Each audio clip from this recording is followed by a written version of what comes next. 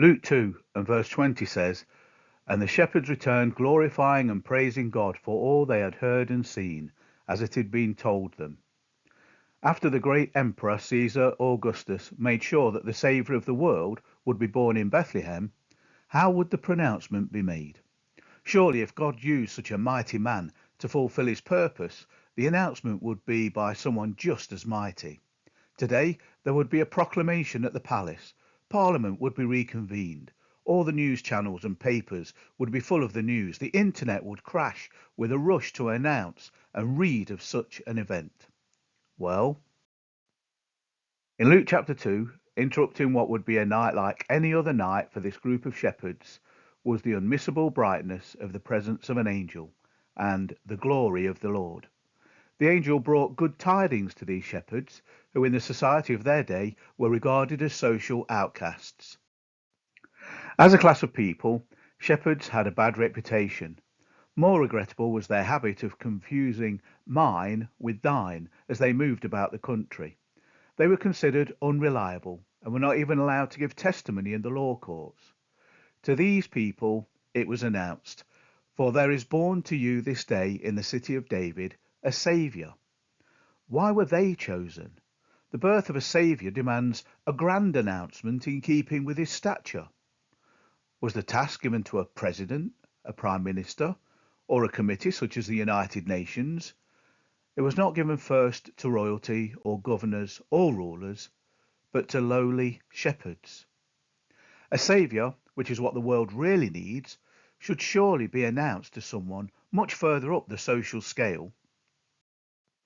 Suddenly there was with the angel a multitude of the heavenly host praising God.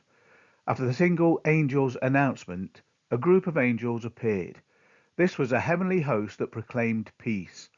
Something the world needed then and needs now is peace.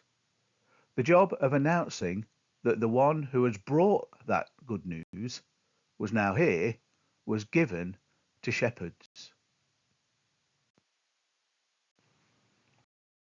The shepherds didn't hesitate when they were told, "Come and see the child Jesus."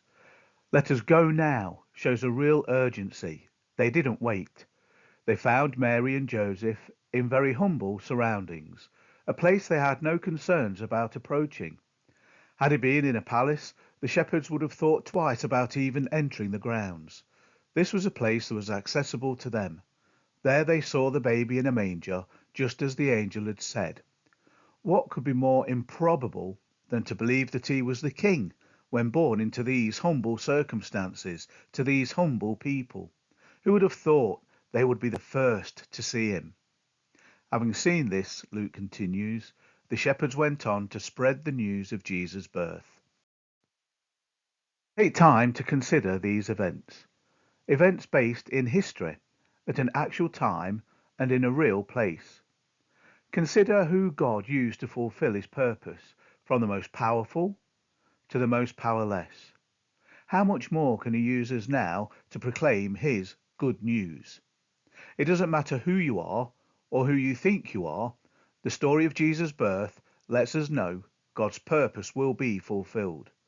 Whether a king or a shepherd, God is no respecter of persons. He used them then, he can use you now, whether they knew it or not. The only question is, will you be a willing or unwilling participant in his plan today?